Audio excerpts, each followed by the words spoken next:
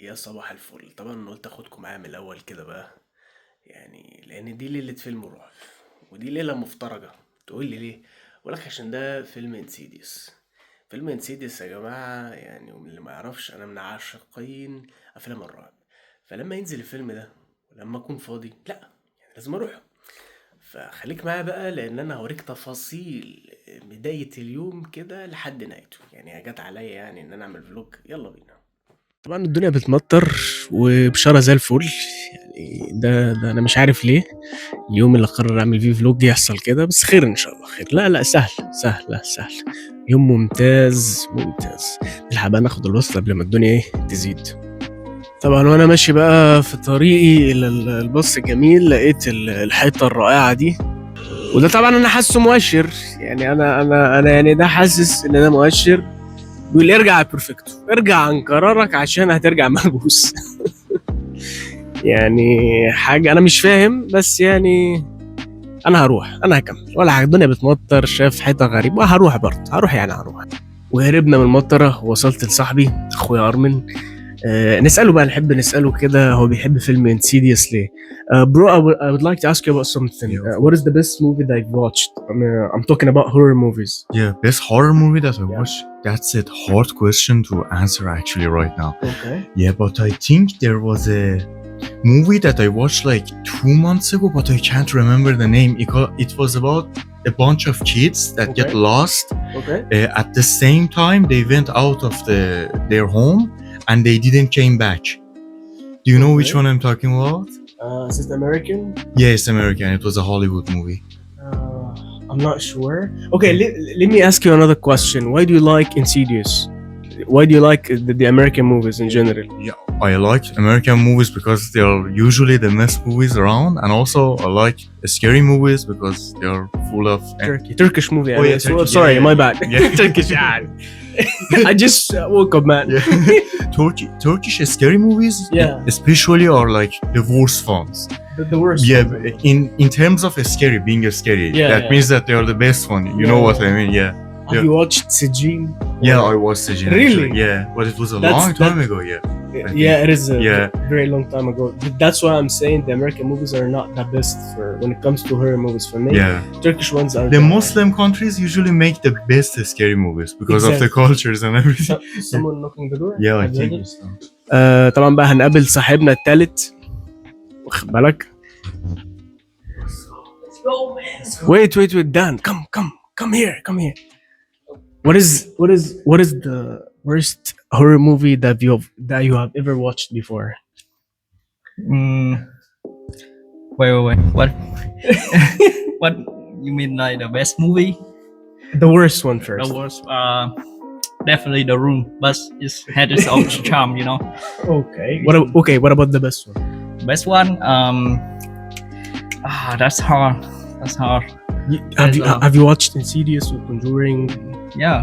Well, I mean, to me, horror movie just for the laugh, you know. Not that's good. What about the Turkish movies? Have you ever watched any kind of the Turkish movies or Turkish movies before? No. So you're not fan of horror movies? Yeah, I should watch them for the laugh, you know. طبعا ده ما بيفهمش حاجه، سيبك منه خالص. ده قاعد في ميه الكنافه عادي. خليكم معانا هنكمل. طيب قلت الواحد بقى ايه يجرب كده في الفيتنج روم الكاب الجميل والتيشيرت الجميل اللذيذ ده، طلع ناسي. دي حاجه كويسه، بحس ايه واحد لو الفيلم ما طلعش كده تلاقي بس بتاع يبقى عمل حاجه. فاهمين بقى؟ طيب السؤال بقى هنا يجي يقول ليه فيلم انسيديوس؟ عامة الفيلم ده مشتق من فيلم كونجورينج، وده طبعا الفيلم الامريكاني المشهور ومن افضل الافلام اللي شفتها تقريبا. و يعني تقريبا مقارنة بالتركي ده ممكن الحاجة اللي تعرف تقارنها بالافلام التركي، لان انا بالنسبة لي افضل افلام فعلا افلام التركي. ده اللي سألت عليه اصحابي في الاول. يعني فيلم زي فيلم سجين، لو انت مش اتفرجتش عليه وبتحب الرعب لازم تشوفه. في افلام كتير تركي رائعه، ولكن سجين ده كان من الحاجات اللي علمت معايا. في فيلم اسمه برضو دبي، دي من الافلام الرائعه التركيه. طيب بس نرجع تاني لفيلمنا انسيديوس. هل هو الحاجه الخارقه في الافلام الامريكاني؟ هقول لك هو فيلم كويس يعني، انا هدخل دلوقتي اشوفه، بس من وجهة نظري شايف ان في افلام تانية اقوى، زي ما قلت لك كده فيلم كونجورينج، وزي سانستر. قال سانستر الجزء الاول والثاني من الافلام الرائعه.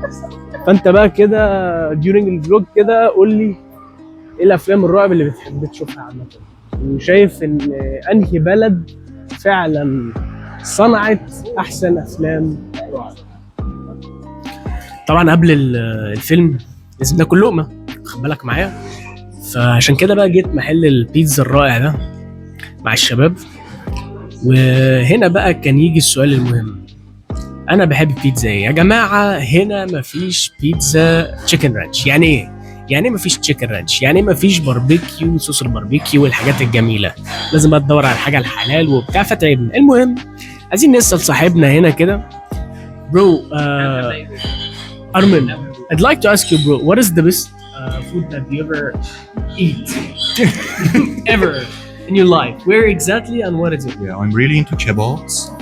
And especially, kebab. And especially there is a kebab. Where are you from, Armin? Where are you from? Oh, I'm from Iran, bro. Of course. Iran. Yeah, I know, but the others want to know. Yeah. Okay, did you say kebab? Yeah, we have a kebab in Iran that is really similar to a Turkish kebab also. We call it kubide. The Turkish people call it Adana, I think. And it's my favorite. Yeah. You like food here? Yeah, kind of. I like Italian food more than German food, as we are in an Italian restaurant. I knew that you traveled to Spain and the other countries. So if you're gonna choose one of the countries, what is it gonna be for the best food? I mean, Best food. I'm gonna choose Middle East, bro. Middle East. Yeah. Okay. Let's ask the other Asian guy. Okay, bro. You can have it. Okay. So tell me, what is the best food ever that you have? I mean, like as a Vietnamese, of course, I'm gonna say it's pho. You know, it's like a beef noodle soup. It's warm. It's a, you know, Yeah, I like I food, like it too. like yeah. By the way, this one is really good chef. Like, I know how to make it actually. But he never invites me to his room. I don't know why. So, again, so the question was like, yeah, do you like food here? I mean, for German food, yeah. I actually kind of like German food. You know, like traditional one, like with like a whole pig leg. That's what's yeah. That I simmer in the broth for like 4 hours or more. Oh, that shit's so good, man. Especially with the what's they call it, the red cabbage. Okay. Yeah. Oh, that's so good, man. And especially the smashed potato thing too. I love that shit. Okay. So what about the restaurant that I was talking about, the Arab restaurant? Are you interested to go there, or you don't like Arab food? I mean, I had like no idea about Arab food. Yeah, I only know stuff like kebab and the real beef on a stick, you know. Yeah, and yeah, that's all I know. So Thank you so much. hey, thanks, bro. Thanks for having me. هنا بقى الشباب يعني قالت الفيفوريت فود بتاعها، الطعام المفضل ليهم. بس انا بالنسبه لي لا يعلى على المحشي ولا يعلى على الكشري، مع احترامي الشديد بقى، ولا تقول لي بيتزا ولا لا. الكشري والمحشي في حته ثانيه يا جماعه، مع احترامي يعني. وحان وقت الاكل، حان وقت طبعا يعني. نزل البيتزا، تعالى كده نشوف مع بعض. يعني الكلام بيقول and the other pizza, mashallah, and the other one. So what do you think? Yeah, it's good. Rate it. Tasty. Give it a rate. It's a solid 7. So let's say. Okay, let's. تعالى بقى نستنى النجم التاني ياكل ويريت معانا. ايوه. ريت ده. I get it. 8. 8. Solid 8. Alright. احنا بقى ايه، هنشوف كده واحده واحده مع بعض. هطلع كده، ركز معايا، خير ان شاء الله. نركب الحمص. طبعا انا مش عارف قطعتها منين، بس خير ان شاء الله. طبعا هي المفروض دي بيتزا ايطالي يا جماعه، فانا يعني لو حد ايطالي شافني يعني لازم يعدي. انا مش عارف منين بيودي على فين، بس خير ان شاء الله.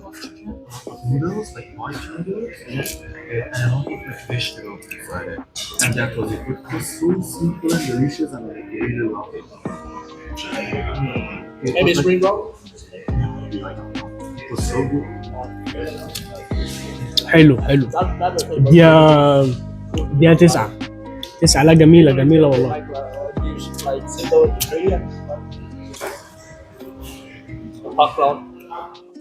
تيجي تقول لي بقى كان ايه اللي ناقص اللي انت شفته ده او اللي انت شايفه ده؟ احلى شعر معروف، تخش الفيلم كده حالق شعرك، امورك طيبه، فاهم، بحس شعرك ما وقفش وانت جوه الفيلم. طبعا انا مش عارف شكل، انا حتى مستغرب شكلي والله، بس خير ان شاء الله. شفنا الفيلم والفيديو خلص، وقبل ما اروح اقول لك تقييمي ليه خليني اقول لك ان الفيلم فيه جرعات رعب محترمه، ولكن هل هو افضل فيلم رعب شفته؟ يعني خليني اقول لك مثلا ان لا، في حاجات اقوى منه بكتير، ولكن مش معنى كده ان هو هتبقى قاعد بتضحك يعني وان هو فيلم رعب لا الموضوع، وطبعا في السينما الموضوع مختلف، ولكن الفيلم محترم، في جامب سكيرز كتيره طبعا يعني بدون حرق كتير، الباب الاحمر والست العجوزه، حاجات كده التقليديه في اي فيلم انسيديوس، ولكن فكرته مختلفه. فتقييمي لي في الاخر اقول لك مثلا 8.5 من 10، يعني هو سوليد 8.5 من 10، يعني ولا اقل ولا ازيد، لان فعلا في افلام تركي اقوى منه بكتير، وحتى فيلم كونجورينج وفي افلام سواء امريكاني او ان كان البلد اللي معموله، لا في حاجات تانية اقوى منه. فهل ارشح الناس تشوفه؟ 100%. لو انت بتحب الرعب بجد هتروح وهتستمتع، بالذات كمان لو سينما، انت متفاهم بقى الساوند سيستم والكلام ده كله هيبقى مختلف تماما ان انت لو مثلا شفته على اللابتوب او وات ايفر، ولكن 100% فيلم هتستمتع لما تشوفه. في اخر الفلوج بقى، يا ريت لو عجبك عشان اكمل واعمل فلوجز تاني، لايك وشير وكومنت، وقول لي ايه احسن فيلم شفته رعب في حياتك. مساكوا زي الفل.